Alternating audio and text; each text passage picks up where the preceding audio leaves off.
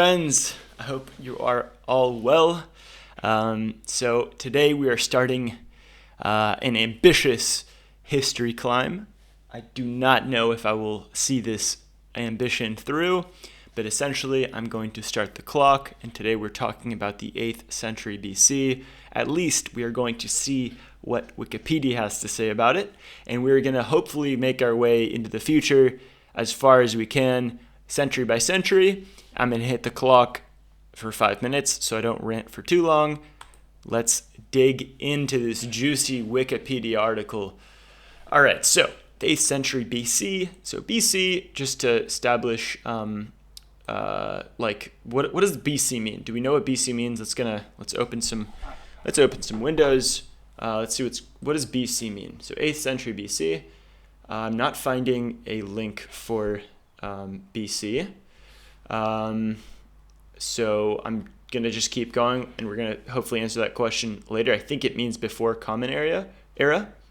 So it starts at the 800 BC mark and ends at 701. So we're going we are back in time, but moving forward means going closer to zero. So from 800 to 701. And it's actually, so most of the years throughout the period will start with 700. It'll be like 730, 780, and so on. So 730, all these years that start with 7 are the 8th century because historians like to confuse us. Anyways, I will leave my personal gripes with that aside. Let's get in and dig into the century. So it starts off, let's just read. In Egypt, the 23rd and 24th dynasties led to rule from Kingdom of Kush in the 25th century. The Neo-Assyrian reached the peak of its power, conquering the Kingdom of Israel. So, Neo-Assyrian, I think that is Persian. Let's hover. Yeah, so that's, I think, the area of Persia. I don't know if you guys can see this. I'm going to scroll up a bit. Neo-Assyrian. The Neo-Assyrian Empire was the fourth and penultimate stage of ancient Assyrian history, beginning with the ascension of Adad-Nirari II in 911 BC. The Neo-Assyrian Empire grew to dominate the ancient Near East. So, in the 8th century, the Neo-Assyrian Empire reaches its peak and conquers the Kingdom of Israel, as well as nearby countries. Moving on, Greece is colonizing other regions of the Mediterranean Sea and the Black Sea.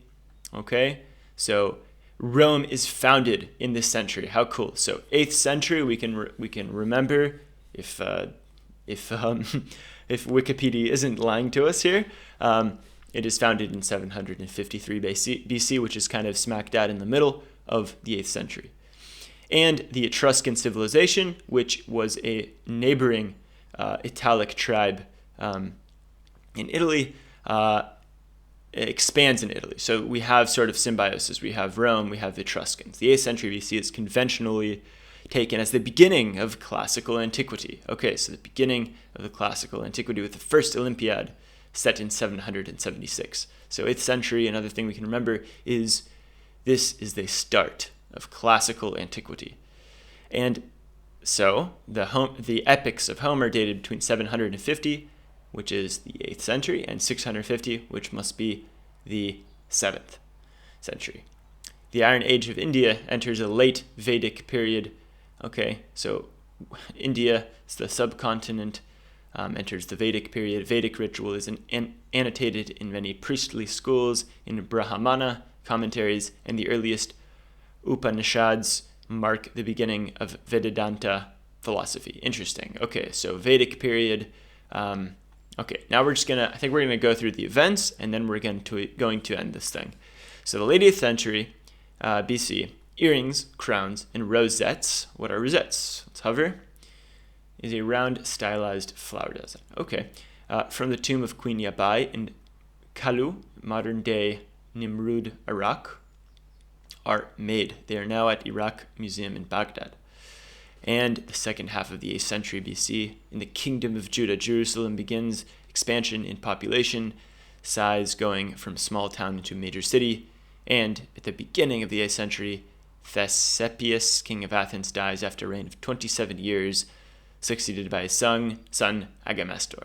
Very cool, very, very cool. So we did it. We kind of went through the beginning. This article continues, but I'm not going to go through the whole thing. I want to move on to the 7th century. So we can move on.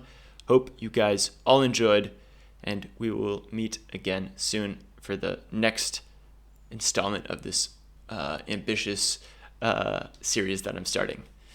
Cheers. See you guys.